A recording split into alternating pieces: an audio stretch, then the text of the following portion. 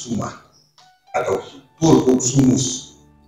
Mengapa kita ada di sini? Saya menjawab, ergo sum cogito. Saya ada di sini untuk berpikir. Dan yang kedua, cogito ergo sum. Saya berpikir, maka saya ada. Tapi memang apa maknanya soal ini? Ya, inilah yang menjadi spiritualitas dasar dalam kepemimpinan kami, pemimpinan saya dengan Yosef. Kita mesti telanjang dan benar-benar bersih, suci lahir dan di dalam batin. Kenapa kita ada di sini? Kita tidak ada di kamar sebelah. Mengapa kita tidak ada di kantor di sana? Kita ada di ruangan ini. Ruang, waktu, tempat, dan jam. Ada sesuatu yang menarik kita. Siapa yang menarik? Menarik kita adalah satu sosok orang. Satu sosok orang yang apa? Yang menarik kita secara langsung maupun tidak langsung. Kalau tidak ada sosok Victor Bungkil Leskoda yang ditulis di sini, saya kira tidak mungkin kita ada di sini. Mengapa kita ada di sini? Ini pertanyaan yang sangat baik. Bapak Ibu, saudara-saudara sekalian, tidak berkelebihan kalau kita mengenal atau menulis sesuatu tentang seseorang, apalagi berbicara mengenai falsafah.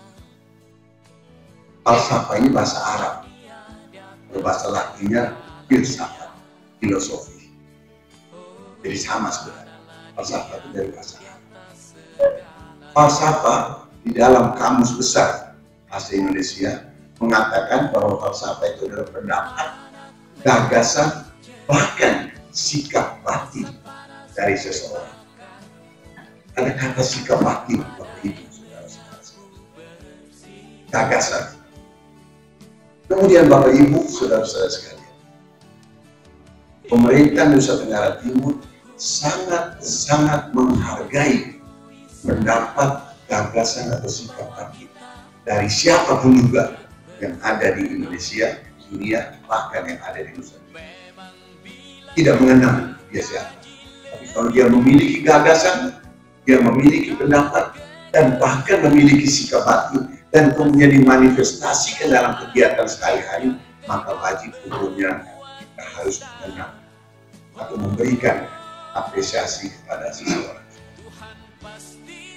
Hari ini kita launching sebuah buku yang namanya Falsafah Hidup Victor Bungkil. Seorang sosok. Saya kira dari ruangan ini banyak yang sudah mengenal beliau. Mulai dari beliau masih anak-anak, SD, SMP, sampai beliau. Dan saya berterima kasih ke Pak Pius sudah menorehkan ini dalam suatu spot. Karena kalau kita lihat cerita dia, tulisan verba volant sekitar mani, lego ego skill. Saya membaca, saya. Oleh sebab itu saya kira buku ini saya harus dari pemerintah memberikan apresiasi. Bukan karena kita mungkin dari sekolahnya, tapi gagasan dan idenya.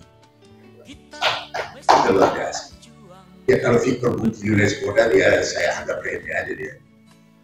Tapi kalau gagasan dan ide dia saya boleh sombong seolah Yosef Naiso ini mau jadi wakil gubernurnya Victor Bungkil Leskoda. Kenapa? Dia memiliki gagasan ide yang sangat jauh. Saya boleh sombong. Dan orang menanyakan, kenapa Pak Yosef mau jadi wakil gubernur dari Victor Bungkil Leskoda? Mereka tidak tahu. Di balik sosok Victor Leskoda ada gagasan, ada sikap batin, ada pendapat yang sangat luar biasa. Saya kira Bapak Ibu hanya melihat sosok dia itu yang marah-marah. tapi mengenal dari hari ke hari dan bertengkar sampai suara keras. Saya kira hanya Yosef Daisoi dan Victor Lesko dan yang tahu kami dua. Kalian tidak tahu bagaimana kehidupan kami dua di ruangan. Hampir ada sekali waktu saya punya ada staf khusus kita yang hampir ketahuan kami dua di dalam. Suara keras sama-sama. Satunya begini, satunya begini. Tapi setelah itu kami menghargai satu sama lain. Idenya masing-masing. Ada satu istilah pada saat itu saya bilang, ada yang ngomong itu menu semua itu. Tapi kopinya mana? Materialnya mana? Mau dihidangkan di mana? Ide ini. Tapi dari situ kami bisa menemukan bagaimana ide kemudian diterjemahkan dalam hal-hal yang konkret, lalu kemudian dimanifestasikan dalam kegiatan ini. Tapi pertama itu harus ada ide, ada gagasan. Itulah Victor Lesko. Saya sangat kenal baik beliau. Bahkan yang lebih kenal saya adalah keluarga dari istri saya. Pak Tony Joko saya kira lebih kenal di SMP. Tapi saya kenal beliau, kenal secara dekat. Seseorang itu dia sikap batinnya bisa ditangkap dari aura seseorang. Dan saya kenal dekat dengan beliau, lebih dekat lagi dengan beliau pada saat beliau mau berangkat dengan Antoni Siangi. Saya tidak kenal Bapak ini. Dia bahannya bahan hitam, rapi, hebat. Antoni Siangi itu ngepet juga dengan Victor. Undanglah saya dari lantai 10, saya masih dengan Bang Akbar, turun ke bawah. Saya lihat tegar mereka dua itu. Saya lihat, ini Victor dulu yang pemulung itu. Dia pura-pura tidak kenal saya. Saya juga apa yang saya mau kenal dia? Ini orang tidak laku. Tapi begitu dia sebut di Apresiasi kakak ini Victor calon gubernur kemarin kalah satu suara. Terus bilang, ada hebat kau lihat. Lupa saya. Ini Victor ini dulu yang saya suka kepala besar. Saya baru peluk dia. Gitu. Tapi setelah itu mereka dua bertengkar. Antoni Siangi gara-gara nomor urut. Dan pada saat itu Victor ini dikira saya ini membela Antoni Siangi. Beliau ambil botol bir, taruh di depan itu. Dia sudah dalam hati waktu itu dia bilang, Rani ini hitam keriting satu ini pegang saya kecai di botol, terus saya tusuk. Itu saya lihat suasananya tidak enak, saya bilang, ayo saya mau berangkat, saya mau jalan. Antoni Siangi, kakak ini kita makan dulu, enggak. Saya naik ke atas, lantai berapa pada saat itu, dengan bapak. Saya lepas mereka dua. Setelah itu kemudian baru dia cerita dengan saya, bahwa kakak kamu berkelahi. Saya tidak tahu kamu udah mau berkelahi mau apa. Dalam perjalanan ini saya belum lihat dari buku ini, saya ceritakan bagaimana saya tahu bagaimana sikap hatinya seorang gubernur itu. Kami jalan bersama DPR RI sama-sama.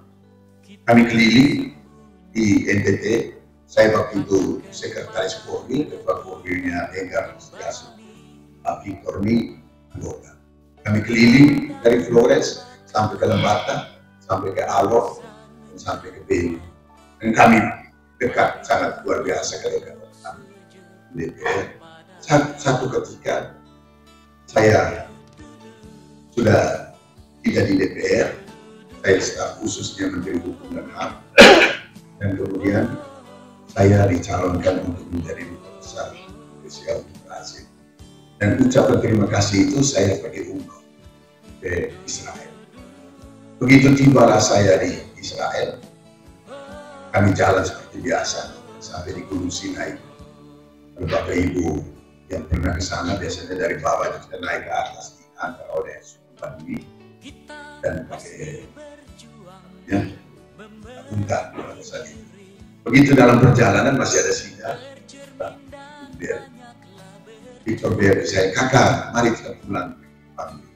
Saya bilang, tunggu saya lagi umroh di sini. Nanti kita pulang. Tidak bukan pulang libur nih. kita mau pulang, ada sesuatu di sini. Dia tunggu, saya lagi. Begitu kami turun, besoknya dia telepon lagi. Saya tidak bercanda. Tunggu nanti saya pulang baru kita libur ke hari 2 hari kemudian saya di Sungai Nil, di Sungai Nil. Dia bilang lagi, kakak kita mau pulang ke NTT, pimpin NTT karena Bekila Kalenda dan Pak Jeki Uli sudah pecah kongsi. Jadi maka ini Pak SP dan Novanto memutuskan kenapa Victor kamu calon orang lain, sudah kamu dua dengan Yosef saja pulang ke NTT. Lalu saya yang spontan, saya bilang, ada siapa yang gubernur, siapa yang batu? Dia juga tidak mau kalah, kakak sudah ada kesepakatan gubernur dari Nasdem, bukan wakil, jadi kakak jadi wakil, saya gubernur. Lalu saya tidak mau saya menjadi wakil tahun ini, nggak mau. Jadi untuk orangnya tidak ada, kalau ada orang di sini pasti saya mau. Tidak kakak, tidak ada wakil. Terus ya kakak gubernur 1, baik saya gubernur 1, kakak gubernur 2. Itu Victor Laiskodat, itu saya. Malah ada dalam undang-undang ada gubernur 2, tidak ada wakil. Tapi dalam kenyataan betul kami benar, kami tidak ada wakil, terlalu kami ada wakil tugas yang di dalam. Bapak Ibu, kalau Bapak Ibu mengenal baik Victor Laiskodat, ini orang hatinya sangat. Dia sangat-sangat mulia, tidak berkelebihan. Dia sangat mencintai orang-orang yang orang kecil dan orang yang tidak punya. Beberapa kali dia telepon saya, kakak ada pegang uang. Kenapa? Saya kira dia butuh untuk dia. Tidak, dia mau kasih orang pada saat itu. Ya walaupun tidak ada uang, dia bisa utang uang orang untuk berikan orang kepada orang yang sangat. Itu Victor Laiskodat. Itu sikap hati yang pertama yang pancar dari diri kita. Di dalam istilah NU, Islam, orang mengatakan, ulihat walau kana bulan, itu mulut dari Victor Laiskodat. Dia katakan benar itu benar, katakan salah itu salah, walaupun pakai perasaan. Tapi Victor Laiskodat, saya bisa menjamin pada beliau dekat dengan Yesus. Kenapa dia mengikuti ajaran-ajaran Yesus. Bayangkan Bapak Ibu, di rumahnya sampai hari ini masaknya pakai tong besar di belakang. Kalau pergi ke rumahnya, itu di belakang tuh orang masak tuh beras cerita 1 bulan berapa, mungkin bisa 2 sampai ton. Dia masak 1 ton itu taruh di situ, masak sayur, kadang-kadang ikan, kadang-kadang daging taruh di situ. Jadi anak-anak yang dari mana-mana datang makan, buat makan habis pulang, makan pulang. Itu pakai cuci. Setiap saat, setiap hari, itu sampai sekarang beliau itu hatinya itu sangat mulia. Jadi tidak berlebihan bahwa Pak Pius menulis falsafah hidup dari Victor Laiskodat. Ini sekecil, salah satu bagian kecil daripada sikap batin dari Victor Laiskodat. Dia begitu cinta dengan orang. Kalau dia cinta, Bapak Ibu, cinta itu ada kriterianya. Orang care, orang fair, dan orang share. Dia cinta. Love to care, fair, dan share. Kalau kita tidak care, tidak mungkin kita bisa melakukan sesuatu. Dia kena care dan sesama orang yang sangat membutuhkan, dari dia berasal dari orang yang susah. Dia care. Dan kemudian dia selalu bersama dengan orang. Mana ada Victor Laiskodat tidak dikelilingi oleh orang-orang, pasti dikelilingi oleh orang-orang. Jadi jangan dikira dia hanya dikelilingi oleh cowok-cowok, cewek-cewek cantik dikelilingi dia. Tapi kenapa? Karena dia care. Ada orang yang mengatakan, aduh kenapa Victor tuh kelilingi dia orang-orang banyak? Karena dia care, karena dia cinta. Dan mulutnya tuh tidak bisa dia ngomong dengan tidak, dan iya tidak. Kenapa? Karena ada kejujuran, ada fair, ada kejujuran, ada share, ada care, ada fair. Itulah orang kejujuran. Itulah sikap batin seseorang yang memiliki love, memiliki cinta. Kalau orang tidak memiliki love, dia tidak memiliki care, tidak memiliki share, dan tidak memiliki care. Tidak berkelebihan bahwa falsafah hidup dari Victor Laiskodat ini Ini orang luar biasa. Dia mengatakan dia tidak ada agama, tapi dia believe of God, Yesus. Nah itu dia orang yang universal. Tapi jangan coba-coba kalau ada kesalahan. Dia tidak akan basa-basi. Bayangkan Bapak Ibu, kami kampanye pada saat itu. Ada Profesor Kamion di sini, banyak profesor. Profesor Kamion ada waktu itu. 5.000 pendeta di Soe. Waktu itu pendeta mengatakan, ada kami Pak Dosen. Saya kira ada ini namanya Pak Hadi Jawas ada. Ini pendeta mengatakan, saudara-saudara sekalian, kita harus pilih orang yang baik, yang tidak biasa main perempuan. Victor berdiri dan kami tiba-tiba berdiri. Bapak pendeta, saya masih main perempuan. Untuk dia share, jujur. Ini kampanye loh. Kampanye mau pilih kami jadi gubernur dan lagu. Saya di dalam hati, saya tidak mungkin orang mau pilih kita di sini. Tidak mungkin. Terus, oh baik-baik Pak Victor. Saudara sekalian, kita harus pilih orang yang tidak bisa minum mabuk. Angkat tangan lagi, saya masih mabuk. Kurang jadi mau bisa bilang cukai bebek orang. Pasti orang tidak gitu. Tapi apa yang terjadi Bapak Ibu? Begitu hasil pemilu, di situ 95% pilih kami, pilih Victory Jos. Maka pendeta-pendeta mengatakan ini orang punya care, orang punya fair dan punya share, orang yang jujur. Ya apa yang dia ngomong itulah jujur dari lubuk hati yang paling dalam. Jadi dia tidak berpura-pura. Itulah seorang Victor Mungkilesko. Dan banyak sekali kata-kata dia, gagasan dia yang menurut kita tidak masuk akal. Tetapi begitu 5-10 tahun kemudian terjadi. Dia bisa melihat forecasting. Di dalam sini saya ada baca sedikit, pemikiran dia selalu out of the box. Biasa di luar dari box. Biasanya kotak begini kita biasa normatif, tetapi beliau harus keluar dari situ, harus keluar dari situ. Kami biasa bercanda. Saya bilang hebatnya gubernur ini bukan karena dia hebat, karena waktunya lebih hebat dari biasa. Tapi maksudnya apa Pak? Itu bercanda. Tetapi kami dua ini memang partai yang mungkin orang bilang sedikit cocok lah, bukan cocok tapi sedikit. Kami saling mengisi, karena memang mungkin saya lahir lebih dulu, dia lahir kemudian, dan saya sekolah lebih dulu, saya belajar filsafat lebih dulu dari dia, jadi saya agak lebih pintar filsafat dari dia, tapi kalau yang lain-lain dia lebih pintar dari saya. Tapi jangan kasih tahu dia di sana bilang, saya puji dia lebih pintar dan tidak ada pokoknya kami dua ini tidak akan puji di depan. Dia tidak akan puji di depan saya, bila saya kayak pada puji di tempat lain, apa saya juga puji dia di tempat lain, dia tidak ada. Dan itulah hebat. Bapak Ibu, saudara-saudara sekalian, saya kira buku ini memberikan inspirasi kepada kita, terlebih generasi muda, bahwa kejujuran itu untuk masa yang akan datang itu harus kita ukur. Tempora mutatur etnos mutatur intilis.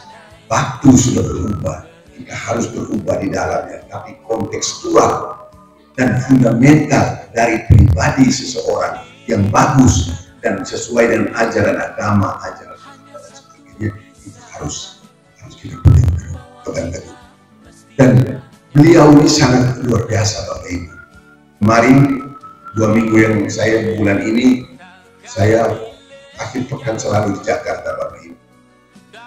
Minggu yang pertama saya mengikuti festival masyarakat diaspora Subang. Minggu yang kedua festival sekali Natal masyarakat umat Gemih Jabodetabek. Kemarin festival rebah dari masyarakat anak. Saya mengatakan, saya bilang, semua festival ini ada hubungan dengan 4A. Kenapa? Dimulai dengan liturgi. Untuk apa? Kita memuji kebesaran dari Allah Subhanahu wa Ta'ala. Yang kedua, kita bersyukur kepada alam. Ayat kedua, alam. Alam Nusa Tenggara Timur sangat luar biasa. Ayat keempat, adalah arwah. Yang ketiga adalah arwah, leluhur kita.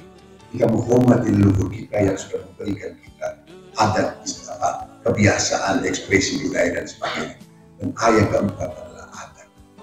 Adat kita kejujuran. Adat kita adalah terus terang.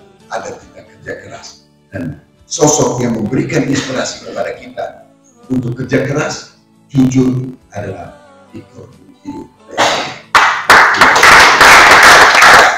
Saya selalu mengatakan, saya Timoko, kita indere, suatu terimono. Tegas pada masalahnya, ramah pada cara. Tapi beliau ini, kita indere, kita mono. Dia tegas pada masalahnya, dia tegas juga pada penyelesaian. Tidak ada hubungan, tidak ramah dalam paling prinsip. Kalau sudah selesai, dia akan berdekatan. Asal sudah selesai. Kalau tuntas, dia tidak akan tidak tegas. Pasti selalu tegas. Itulah Bapak Ibu, ini bukan hanya sekedar buku, tetapi ini buku adalah pemancaran, saya meminjam istilah dari dia, mewujudkan imajinasi dari sikap hati seseorang namanya Victor. Jadi imajinasi, kita membaca ini, terus kemudian kita mengimajinasi bagaimana sikap dia, terus kemudian kita mengambil hal yang positif, kemudian kita bisa bersama-sama melakukan kolaborasi, melakukan kerjasama untuk Nusa terindah toleransinya, Nusa Tenggara Timur yang kita cintai. Saya kira itu aja Bapak Ibu, saudara-saudara sekalian. Saya tidak tahu ini apakah saya diminta untuk menunjukkan ya, atau nanti sebentar. Langsung aja. Baik, dengan seizin yang menyusun Pak Pius dan seizin Bapak Ibu, terlebih seizin Tuhan Yang Maha Kuasa, maka buku Falsafah Hidup Victor Bungtilu Laiskodat, yang walaupun fotonya di sini senyumnya nggak terlalu lebar di sini, karena dia senyumnya sedikit-sedikit gitu, tapi hatinya bergembira. Dia selalu bene agere et lain hari, dia selalu berbuat baik sambil bergembira dalam hati. Tapi di mukanya dia tidak akan tunjukkan bahwa dia berbuat baik. Dengan ini saya nyatakan saya menunjukkan buku ini. Pertama-tama saya memasukkan diri ke dalam semua salam yang telah disampaikan oleh Bapak Wakil. Yang kedua, saya mohon izin untuk tidak menyapa satu-satu. Izinkan saya menyapa hadirin yang mulia. Yang ketiga, profisiat tolong disampaikan kepada Bapak Gubernur melalui Bapak Wakil Gubernur untuk pikiran-pikiran bernas yang sudah bisa menjadi garam dan terang untuk masyarakat NTT bahkan Indonesia secara keseluruhan. Yang kedua, profisiat juga untuk penyusun editor Bapak Pius. Memang beliau ini pandai untuk merangkai kata dan profisiat sudah membuat sesuatu yang mulia untuk NTT. Yang ketiga, tulisan ini saya mesti bilang isinya sangat kaya. Walaupun kalimat-kalimatnya singkat, tetapi di dalam yang singkat itu ada semua samudra kekayaan. Ada sebuah kekayaan ilmiah, ada sebuah kekayaan ilmiah, ada sebuah kekayaan moral, ada sebuah kekayaan spiritual, dan ada sebuah kekayaan kultural yang luar biasa. Jadi kita berterima kasih kepada beliau yang telah menolong kita untuk berubah. If you don't change, you will be die. Jika Anda tidak berubah, maka Anda akan mati. Ini menolong kita untuk berubah. Yang keempat, terima kasih untuk kepercayaan. Dengan rendah hati saya mau mengatakan begini Bapak Pius. Saya membacanya tadi malam kemarin dan saya coba menyusun 10 halaman komentar tentang ini. Saya bacanya tadi malam. Mohon izin seandainya kalau terbatas Anda adalah penuturnya. Oke, baik. saya memulai dengan satu dua komentar yang berkaitan dengan buku tulisan Bernas ini. Saya bagi dalam dua bagian, bahkan ya dua bagian besar. Yang pertama, komentar tentang keseluruhan isi buku. Yang kedua, komentar tentang beberapa bagian dari buku. Dan yang ketiga itu ada penutup. Saya mulai dari yang pertama, keseluruhan buku. Saya ajak Pak dan Ibu hadirin yang di sini ada di sini untuk pegang buku ini. Nanti saya akan sebut dan Pak dan Ibu silahkan melihatnya. Ya. Tadi Bapak Wakil mulai dengan urhik sumus. Mengapa kita ada di sini? Saya menjawab ergo sum cogito. Saya ada di sini untuk berpikir. Dan yang kedua, cogito ergo sum. Saya berpikir, maka saya ada. Ini bahasa aneh-aneh. Tapi baiklah, mari kita menjelajahi isi buku. Yang pertama, buku ini menyinggung 3 kualitas manusia. Mohon izin, ini bukan bahasa biasa, bukan bahasa. Ya. Buku ini menyinggung 3 kualitas manusia. 3 kualitas manusia itu yang pertama, namanya epitomia. Sebentar saya jelaskan, ada semua di dalam. Yang kedua itu bernama tamos, dan yang ketiga itu namanya logistikon. Ini kita berpikir. Yang pertama tentang epitomia. Epitomia itu berrelasi dengan kenikmatan-kenikmatan yang bisa merusak. Lihat halaman 35. Manusia sering mengejar hal-hal nikmat tanpa batas, bahkan sampai merusak dirinya sendiri. Lalu beliau menulis di dalam halaman 35, kenikmatan karena kebodohan itu adalah kefatalan yang tidak dapat dimengerti. Kenikmatan apa yang sering dikejar oleh manusia sampai merusak dirinya sendiri? Satu kekuasaan, mohon izin, itu kejar sampai baku raut dan diri bisa rusak. Kenikmatan yang kedua yang sering dikejar tanpa batas itu adalah harta yang bukan miliknya dijadikan miliknya dan tidak dibagi. Maka beliau mengatakan, mengingatkan kenikmatan karena kebodohan itu adalah kefatalan yang tidak bisa dimengerti. Kenikmatan ketiga itu adalah seks. Orang lain punya, bilang dia punya. Lalu rampas lagi orang lain punya. Itulah selingkuh tipis-tipis. Dan kejar ini terus-menerus. Itu namanya kenikmatan karena kebodohan yang melahirkan kefatalan. Itu berkaitan dengan epitomia. Yang kedua, buku ini juga berkaitan yang kedua dengan apa yang disebut dengan tumos. Tumos itu dekat-dekat dengan tumor. Tumos itu apa? Tumos itu berkaitan dengan harga diri yang tinggi, berkaitan dengan integritas. Silahkan lihat halaman 26. Integritas. Beliau mengatakan harga diri saya adalah integritas. Tumos itu merangsang jiwa berani dan jiwa berontak ketika lihat sesuatu yang mengecewakan. Kalau ada sesuatu yang mengecewakan, langsung kebahas. Silakan lihat halaman 50-55. Kalau keyakinan seorang pemerintah itu dikecewakan, dia tidak segan-segan untuk marah.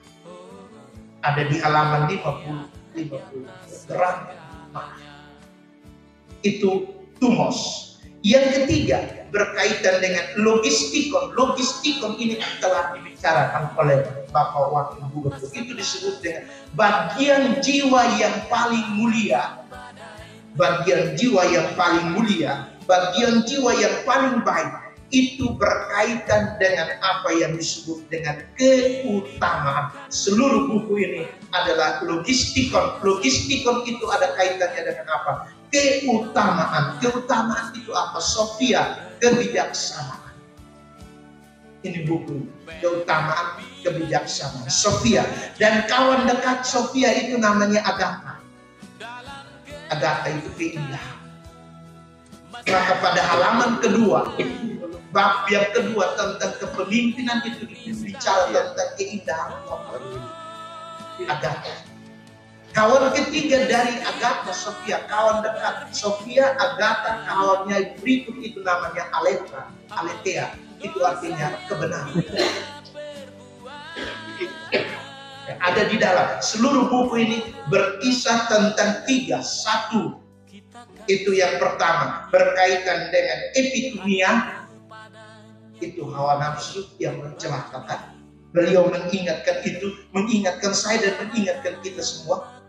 Yang kedua berkaitan dengan keberanian untuk menentang apa yang tidak cocok dengan kepentingan umum.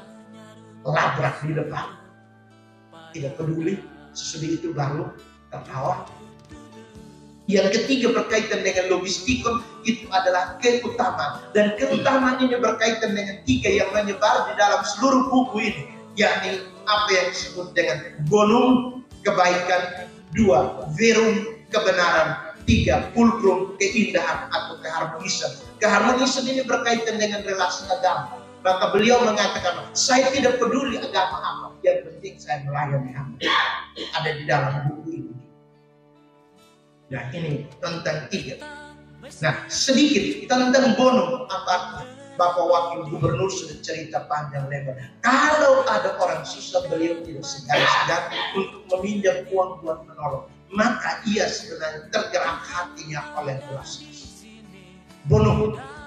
Maka yang baik itu dipromosi sebesar-besarnya, yang jahat ditantang sampai habis. Itu bonum. Maka teman-teman, kawan-kawan yang duduk berpikir di sini, kita semua ada di sini, harus menegaskan pada kita, pada diri kita dengan belajar dari teks ini, kita harus menegaskan bahwa yang baik itu milik kita, yang jahat mari kita orang Kristen. Itu bonum. Yang kedua, itu berkaitan dengan verum, itu kebenaran. Apa itu benar? Silahkan tanya beliau di sini, Bapak Wak. Benar itu artinya apa? Saya buat contoh sederhana saja. Kalau pikir A, omong A, bikin A, itu namanya benar atau adekuatio, seimbang A.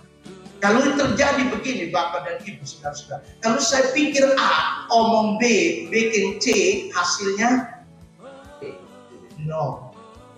Pikir A, omong B, bikin C, hasilnya no. Kelainan. Nah, awas, kelainan itulah masalah besar. Baik dalam keluarga, dalam instansi, dalam bangsa. Baik, itu berkaitan dengan yang pertama, isi buku yang pertama. Buku yang kedua. Buku ini sebenarnya, melalui buku ini beliau menunjukkan diri sebagai seorang pemikir sekaligus pendobrak pikiran. Kalau saya baca ini mendobrak pikiran-pikiran klasik yang sebenarnya tidak cocok lagi. Misalnya, kami dari dulu begini, beliau coba untuk, atau orang bilang begini, NTT memang dari dulu Nusa tinggal tertindas. Beliau mengatakan di dalamnya ini, Anda begitu tega untuk tidak mempromosikan keindahan NTT. Padahal tugas Anda adalah mempromosikan, mengiklankan NTT.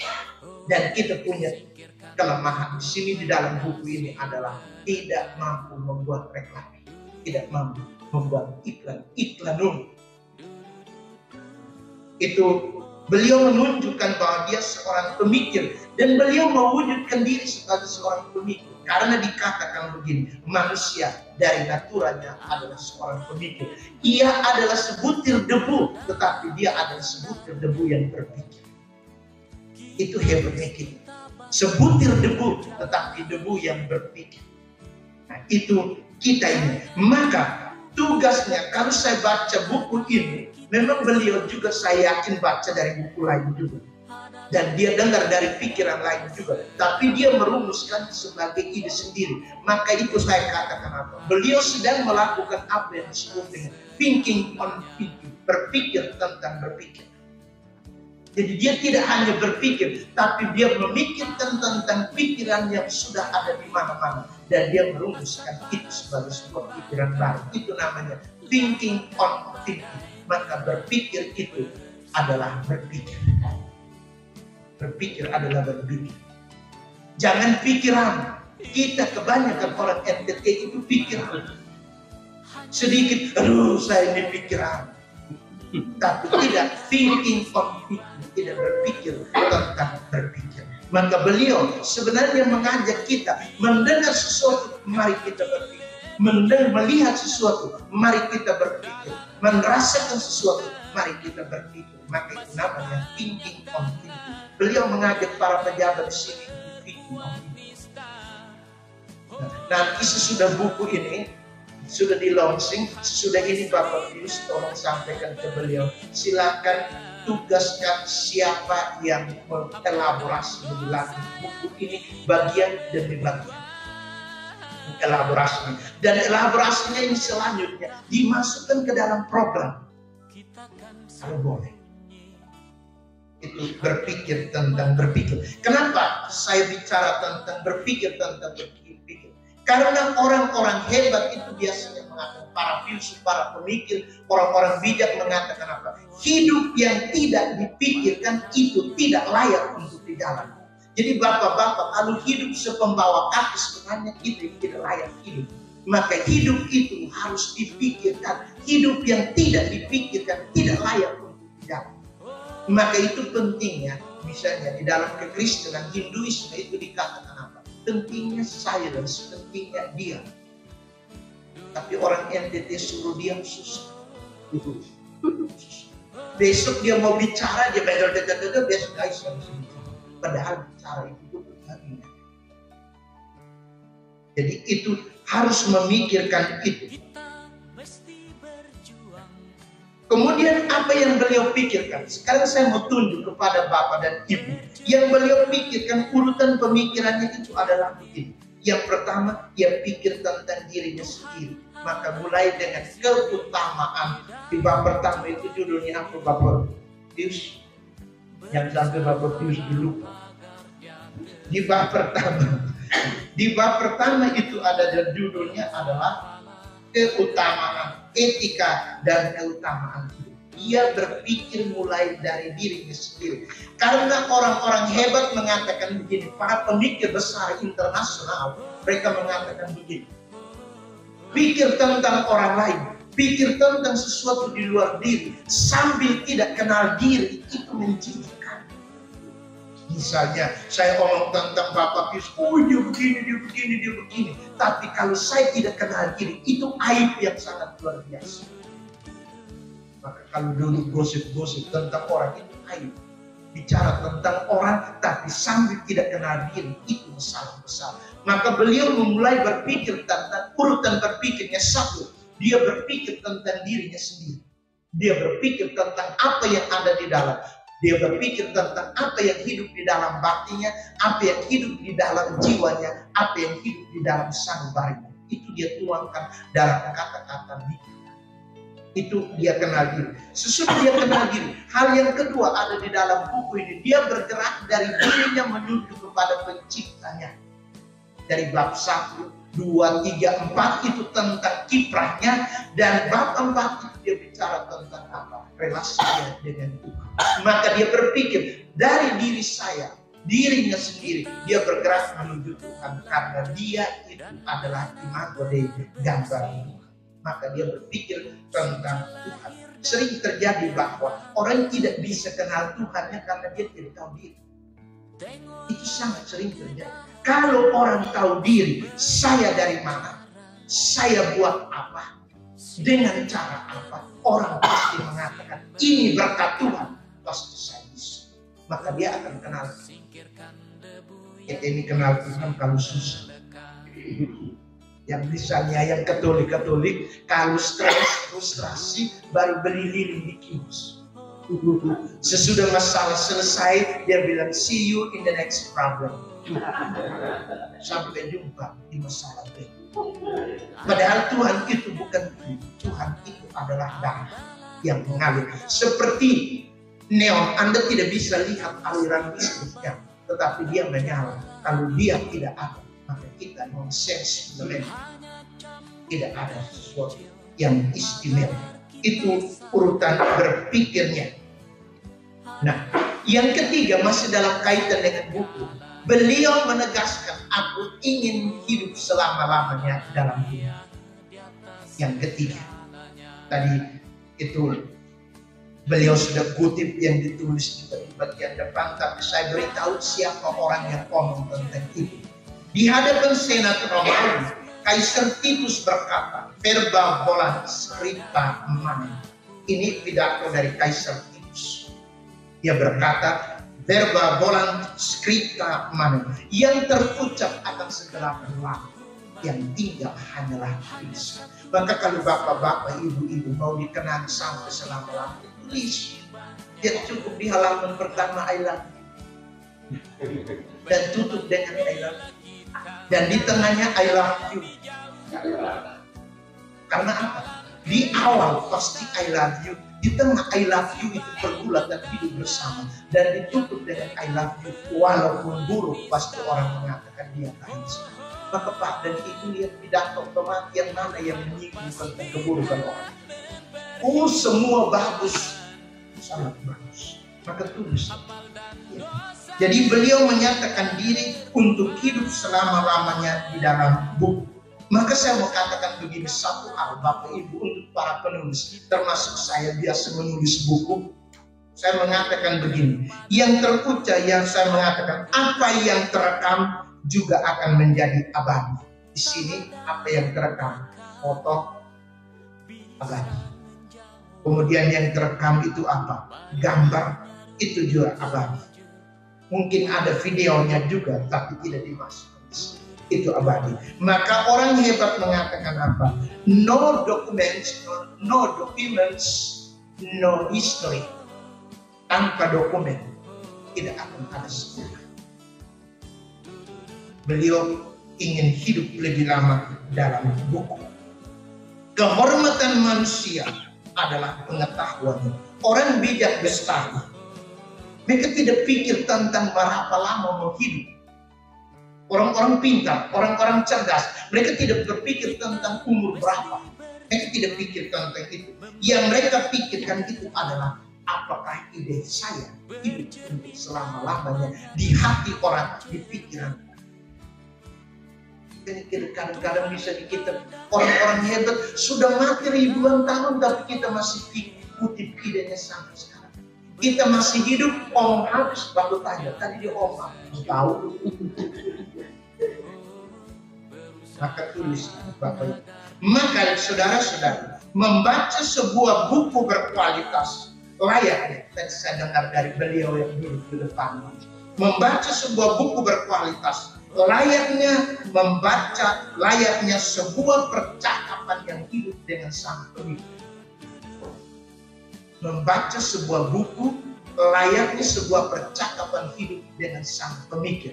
Entah pemikir itu kemarin, entah pemikir itu hari ini, entah pemikiran itu hari esok.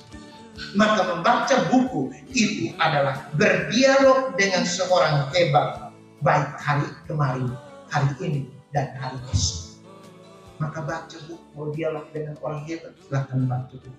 Jika budaya kamu tidak menyukai orang-orang kutu buku, maka kamu berada di zaman yang salah. Jadi kalau tidak suka membaca, kita ada di era sesat. Kita kadang-kadang, saya punya mahasiswa di Unika, saya bilang, kamu kalau baca buku hanya pada saat kuliah, habis kuliah tutup buku, maka Anda ada di era yang sesat. Ada sebuah kesesatan besar. Yang berikut, aku rela, ini kata-kata Muhammad Hatta yang saya kutip, saya senang dengan. Aku rela dipenjarakan, asal aku dipenjarakan bersama dengan buku, karena bersama buku aku merasakan kemerdekaan. Luar biasa. Bapak minta izin, Bapak Wakil Gubernur ini bukan komando, minta tolong setiap pegawai tolong baca buku, satu buku setiap hari. Yang ada kaitannya dengan tugas. Ya. Dan suatu hari ada satu kata lagi, ini orang hebat, dia mengatakan, suatu hari lagi aku akan membaca sebuah buku dan seluruh kehidupanku itu pun berubah karena membaca buku. Kawan-kawan, kalau baca ini baik-baik dan beberapa buku motivasi, pasti akan ada perubahan. Karena apa? Orang mengatakan apa? Knowledge is power. Ilmu adalah kekuasaan. Maka siapa menguasai ilmu, dia akan menguasai orang. Mohon izin, saudara, bapak, ibu yang saya hormati, walaupun saya ini rakyat jelata, tapi kalau saya kuasai ilmu, bapak wakil gubernur juga dengan saya. Ini pejabat-pejabat di sini juga dengan saya. Karena ilmu saya kuasai dan saya bisa menguasai Anda melalui ilmu. Maka siapapun menguasai ilmu, dia akan menguasai orang. Knowledge is power. Maka menurut saya, Bapak, Ibu, Saudara-saudara, Bapak Victor tidak menguasai Anda secara formal, tapi Bapak Victor menguasai Anda melalui ilmu. Knowledge is power. Knowledge is power. Itu luar biasa. Dan satu hal yang menarik menurut saya, hemat saya, sebelum kata-kata ini tertulis di atas kertas, Bapak Pius, ia sudah lebih dahulu tertulis di dalam hati sanubari. Tadi beliau sudah bilang. Ini saya tulis di sini, Bapak. Ini dipertanggungjawabkan. Sebelum kata-kata ini menjadi buku dan disimpan di meja atau rak buku, kata-kata ini sudah ada di dalam lutur, dalam diam, dan dalam diri. Karena dia juga saya tahu orang yang berdoa. Maka Bapak Ibu, sebelum menulis sebuah buku, Anda harus berlutut. Buku harus ada lebih dulu di lutut. Sesudah itu dari lutut baru dia naik ke otak, baru dipasarkan ke buku. Ini dia. Nah, kata-kata yang dimatangkan dalam diam itu berdaya revolusioner dan eksplosif atau berdaya ubah. Nah, ini ada di dalam ini. Kata-kata yang dimatangkan dalam diam, dipikirkan berulang-ulang kali, dia akan bertenaga dan berdaya revolusioner dan berdaya eksplosif, bisa mengubah. Maka ada orang hebat mengatakan, baca buku Anda berubah, tidak baca buku Anda mati sedang berdiri. Ya, baik. Bagian yang kedua tentang topik-topik. Saya mohon izin Bapak Pius, saya juga mohon maaf kepada Bapak Victor. Saya tidak omong semua hal, tapi saya melihat satu hal yang dominan di dalam buku ini. Saya menulisnya ada sekitar 1, 2, 3, 4, 5, 6, 7, 8, 9, 10, 11 hal yang berkaitan dengan satu. Satu hal itu apa? Coba Bapak terka, Bapak Pius yang tulis apa itu? Yang sangat menonjol dalam buku ini. Dan ada di halaman pertama. Ada di halaman pertama. Ada di halaman 3. Coba silahkan lihat. Nah, yang paling pertama ditulis itu adalah halaman 3. Jujur. Jujur adalah telanjang. Maka kalau telanjang adalah jujur. Tapi hati-hati. Jangan di jalan lalu bilang, demi jujur saya telanjang. Nah, itu palsu. Itu bisa diikat dengan dan dibawa pakai ambulans. Itu halaman pertama.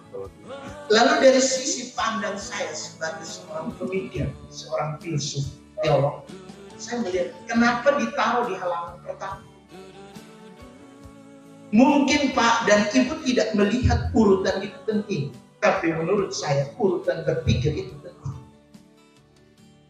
Kenapa ditaruh di pertama? Topik yang bersangat luar biasa itu ditempatkannya kejujuran pada halaman pertama, halaman awal, dan diulang berkali-kali untuk menunjukkan bahwa nomor 1, kejujuran adalah pintu pertama dan pintu utama menuju ke harmonis. Silahkan contoh. Nah, ini contoh. Silahkan seorang suami jujur terhadap istri. Harmoni tidak? Jujur. Mati. tapi harmoni. Ketidakjujuran itu yang menyebabkan kecelakaan. Karena apa? Di halaman berikut beliau menulis, kemunafikan itu, orang munafik itu orang paling sial. Lawan dari kejujuran itu salah satunya adalah munafik. Munafik dalam bahasa Ibrani itu artinya muka terbelah dua. Lain di muka, lain di belakang. Orang paling sial. Dan orang itu harus mencari kebohongan ulang-ulang. Misalnya, saya bohong pertama, harus cari bohong kedua untuk tutup bohong pertama. Tutup bohong kedua dan pertama dengan bohong ketiga. Maka beranak pinanglah kebohongan. Dan di era hoax ini, kebohongan beranak pinang. Dari mana orang belajar tentang hoax? Ada bapak kebohongan internasional namanya Joseph Goebbels. Itu filsuf propagandis terkenal di era Nazi. Dia mengatakan apa? Kebohongan, jika bohong satu kali dianggap bohong, tapi bohong 2 kali, 3 kali, lama-lama orang pikir benar. Padahal itu bohong. Dan Indonesia ini sangat kuat. Maka beliau ngomong tentang ini sebagai sebuah perlawanan tentang mentalitas publik yang penuh dengan hoax. Maka kemunafikan itu adalah kesialan luar biasa. Maka mari kita masuk ke dalam. Kalau munafik maka kita orang sial luar biasa. Itu kejujuran, pintu pertama. Yang kedua, kejujuran adalah bab pertama dalam kitab kebijaksanaan. Beliau juga tulis di dalam buku ini. Dan bab pertama dalam kitab kehidupan. Maka beliau mengawali buku kehidupannya ini dengan kejujuran. Karena kejujuran adalah bab pertama dalam kehidupan kita. Maka ini artinya resiko. Minta maaf, saya tidak bermaksud intervensi. Ini resiko untuk para pejabat. Seandainya ini benar-benar dihayati beliau wujudkan, maka bisa terjadi pemecatan yang luar biasa terhadap kehidupan. Ini kejujuran adalah bab pertama. Langkah pertama adalah kejujuran. Ini saya kutip dari presiden yang terkenal. Itu namanya Winston Churchill yang mengatakan begini. Kejujuran adalah langkah pertama. Dan langkah berikutnya adalah kemuliaan ibadah. Jadi orang jujur dimuliakan. Sedangkan yang bohong, tipu, munafik itu menjadi bahan ceritaan orang. Maka beliau menempatkan itu kejujuran. Kejujuran itu lebih dari tidak berbohong. Kawan-kawan, kejujuran itu lebih dari tidak berbohong. Itu adalah mengatakan kebenaran, melakukan kebenaran, berbicara kebenaran, hidup dalam kebenaran, dan mencintai kebenaran. Itu lebih dari sekedar berbohong. Lebih dari itu.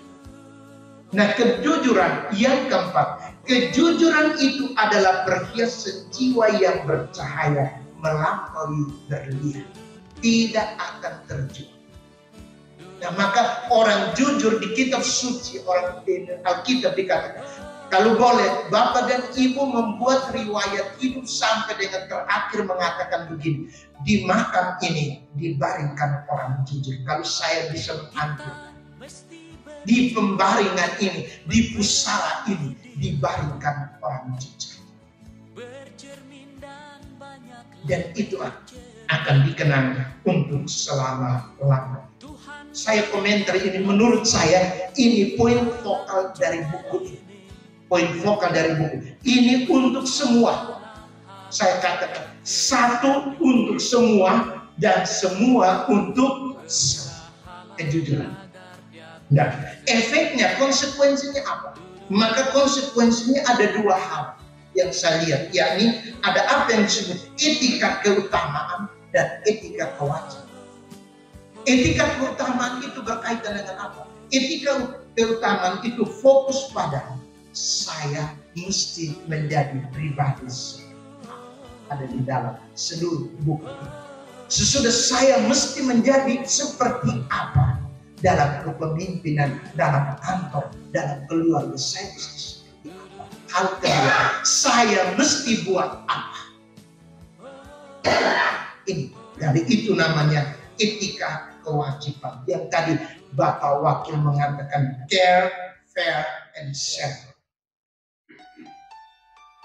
Care, fair, and share. buatlah sesuatu yang mulia. Nah, yang berikut poin vokal yang kedua itu berkaitan dengan kepemimpinan. Ini bapak-bapak, ibu-ibu yang di sini, ini semua orang pemimpin. Tapi saya membaca buku ini sebagai berikut tentang kepemimpinan. Leadership is climbing. Kepemimpinan itu adalah menaik, mendaki. Nah, mari kita lihat pendakiannya seperti apa. Leadership is climbing. Asal kawan-kawan, jangan ubah leadership menjadi dealership. Leadership is climbing. Apa artinya? Satu, mari kita mulai. Semua yang duduk di sini, mari saya bahas sekarang ini sebagai sebuah kekayaan ilmu. Yang pertama, kita mulai dari posisi. Dalam dunia kepemimpinan, level terendah dari kepemimpinan itu adalah posisi. Contoh, minta maaf Bapak Wakil. Contoh, saya diberi sebagai kepala dinas itu bukan karena pertama-tama bisa jadi, bukan karena disposisi, melainkan posisi. Posisi itu artinya apa? SK formal saya jadi kepala dinas. Tetapi ingat, dalam kepemimpinan Anda tidak diberi keutamaan. Tidak ada SK keutamaan, tapi hanya SK. Ini posisi paling rendah dalam kepemimpinan. Maka memimpin sebagai kepala di bidang ini, di kepala di bidang ini, pertama-tama posisi. Maka kalau orang ikut paham, orang ikut ibu, itu pertama-tama karena keharusan. Kalau tidak ikut, lu mau bercakap, itu keharusan. Itu SK formal. Yang kedua, level kedua dari kepemimpinan yang saya baca dari tulisan ini adalah permisi. Apa artinya permisi? Permisi itu artinya begini. Permisi, izin. Saya bisa mengizinkan orang memimpin saya, atau saya bisa ikut orang yang pimpin saya, itu karena apa? Karena kemauan kehendak saya pribadi, karena kami dua ada relasi. Silahkan Pak, izinkan saya. Kita dua kan sudah saling kenal. Mohon maaf Bapak Wakil, Bapak Wakil dan Bapak Victor sudah saling kenal sejak lama. Maka Bapak Wakil mengizinkan dirinya dipimpin tanda kutip oleh Bapak. Permisi, mohon izin, silakan atur saya karena saya tahu, saya mau dengan keputusan levis. Itu level kedua. Maka bapak-bapak tolong lihat ini, kalau orang ikut yang mana, formalkah atau karena mengizinkan diri dipimpin. Yang ketiga, posisi ketiga, kalau orang posisi ketiga itu namanya reproduksi. Reproduksi itu artinya apa? Pengembangan atau pemberdayaan. Jadi seseorang mengikuti kita sebagai pimpinan karena kita mengembangkan dia dan memberdayakan dia. Maka misalnya, maaf, dari bodoh menjadi pintar dan cerdas. Terima kasih Bapak, saya sudah diberdayakan dan tidak diperdaya. Ini memberdayakan, mengembangkan. Maka kalau Pak dan Ibu mengembangkan rakyat kita, umat kita, orang kita, bawahan kita, sampai dia pada level yang bagus, maka dia akan menjadi, dia ikut Anda dengan senang hati. Karena apa? Dia telah berubah. Itu level pengembangan, reproduksi. Yang keempat, ini yang luar biasa, kedirian, itu respect. Kedirian. Bapak dan Ibu silahkan cari di sini apakah ada apa itu yang bisa temukan. Kedirian itu artinya apa? Bawahan mengikuti pemimpinnya karena siapa orangnya. Kepribadian yang mengagumkan, dia muncul tanpa atasan orang. Begitu dia buka mulut, begitu dia tutup mulut, itu mengagumkan. Pemimpin yang macam ini, Dia tidak cari lagi karena seluruh hidupnya itu adalah luar biasa. Maka ibu bapak saudara-saudara, pemimpin jenis keempat ini adalah dia yang menciptakan pemimpin-pemimpin baru. Maka ketika dia memimpin, dia tidak memikirkan tentang kekekalannya, tetapi dia memikirkan regenerasi. Maka dia menciptakan kepala dinas baru yang layak, yang siap, yang hebat untuk kepemimpinan. Ini dia. Nah sekarang maaf, silahkan baca buku ini, temukan beliau ada di mana. Saya tidak ingin membuat penghakiman dan penghukuman. Dan Bapak dan Ibu, tanpa bermaksud apa-apa, mari kita menilai diri kita masing-masing ada di level mana kan kita berada. Buku ini sebagai sebuah tantangan revolusioner untuk Bapak dan Ibu. Kita ada di level mana? Maka saya menyimpulkan bagian tentang kepemimpinan ini dengan istilah ini. Leadership is not position but disposition. Itu artinya apa? Kepemimpinan itu bukan posisi, tetapi disposisi, dan disposisi dalam ilmu bersama disebut keutamaan. Maka orang memilih saya bukan karena posisi, tapi orang memilih saya karena saya memilih keutamaan. Mari kita hapus pola pikir yang dikatakan begini, dia pimpin pasti ada balas jasa dan balas dendam. Mari kita hapus itu. Yang dipilih itu memiliki disposisi, keutamaan, atau disebut arete, atau disebut virtu. Virtu dalam banyak terjemahan literatur sosial itu kaitkan dengan kesalehan. Tapi kesalehan di sini bukan soal doa. Kesalehan bukan masuk gereja, masuk masjid, tapi kesalehan ini artinya yang dikatakan di atas saya lakukan, dan saya lakukan yang di bawah ini sesuai dengan yang dikatakan. Maka di akhir buku beliau mengatakan apa? Saya orang Kristen, maka saya melanjutkan apa yang Kristus katakan. Maka bapak-bapak yang duduk di sini ini adalah perpanjangan tangan dari atas. Maka di atas itu hanya punya satu. Dalam bahasa Ibrani itu di sini, Shalom, Shalom. Hanya akan ada tantangan. Dikatakan Shalom, Shalom, wahai Shalom. Itu artinya berteriak bilang damai sejahtera, tapi tidak ada sejahtera. Itu berikan. Kalau demikian idenya, beliau punya ide. Beliau punya ide bagus. Bagus sekali. Menjadi pejabat itu bukan suatu kehormatan, melainkan sebuah panggilan untuk memuliakan. Masih banyak tangan yang tega ada sebuah buku yang bagus itu tentang atribut penjabat. Tapi saya tidak mau orang di sini. Lain kali nanti bapak-bapak bersih saya atribut penjabat. Menjadi pejabat itu bukan suatu kehormatan, melainkan sebuah panggilan untuk memuliakan kehidupan. Karena itu, menjadi pemimpin berarti memikul penderitaan rakyat agar rakyat jadi mulia. Bukan gubernur yang mulia, bukan pejabat yang mulia. Wah, ini luar biasa. Bapak-bapak, ibu-ibu tolong supaya saya punya otak penuh, perut penuh, dan dompet penuh. Karena yang paling dibenci orang sama sekarang ini adalah apa? Otak kosong, omong kosong, perut kosong, dompet kosong.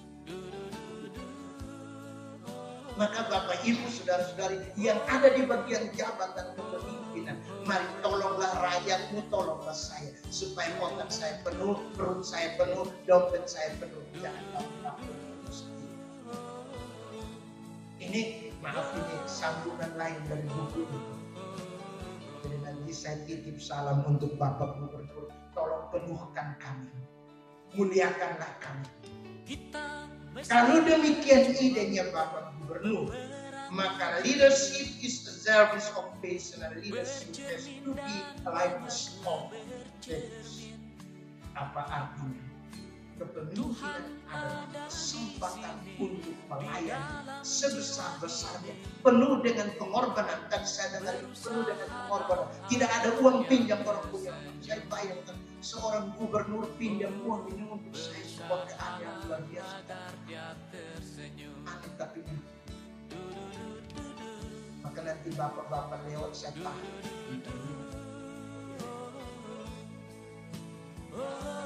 Jadi pemimpin terbaik adalah pelayan terbaik yang rela mengorbankan apa saja yang terbaik dari dirinya demi yang terbaik bagi orang.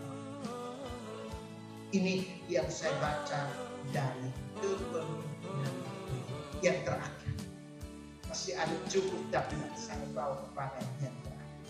Beliau menulis, saya yang di belakang waktu saya tidak sempat lagi, nanti ada orang yang bergabung. Saya ambil bagian yang terakhir, saya agama Kristen. Ini Bapak Anwar di sini, agama Kristen. Ada yang Hindu, ada Buddha. Nah, saya kebetulan saya sendiri yang mengajarkan itu filsafat Hindu, Buddha, Islam, Konfusianisme. Jadi tentang yang ini saya agak sedikit. Maka mari kita dengarkan cukup tentang Kristen. Ini karena beliau orang Kristen. Ada dua hal yang penting dalam kekristenan, baik untuk pemimpin maupun untuk yang dipimpin. Kata pertama, mari ikutlah. Berarti ikut siapa? Ikut Yesus. Nah, ikut Yesus apa? Ikut pikirannya, ikut perasaannya, dan ikut tingkahannya. Maka semua pemimpin Kristen, mari ikut apa? Mari ikut. Yang kedua, itu tadi mari ikutlah. Yang kedua, pergilah dan beritakanlah kabar. Maka beliau berkeliling semua kabupaten yang ada di provinsi ini dengan sifatnya yang tegas dan kadang-kadang tanda kutip keras. Itu untuk omong tentang apa? Di balik semua itu adalah membawa kabar baik, kabar gembira. Kabar baik, kabar gembira itu apa? Supaya kalau lu malas kerja, saya tolong engkau supaya perut penuh itu kabar gembira. Bahkan dulu ada satu gubernur yang kasih makan orang yang mentah. Bupati. Ya.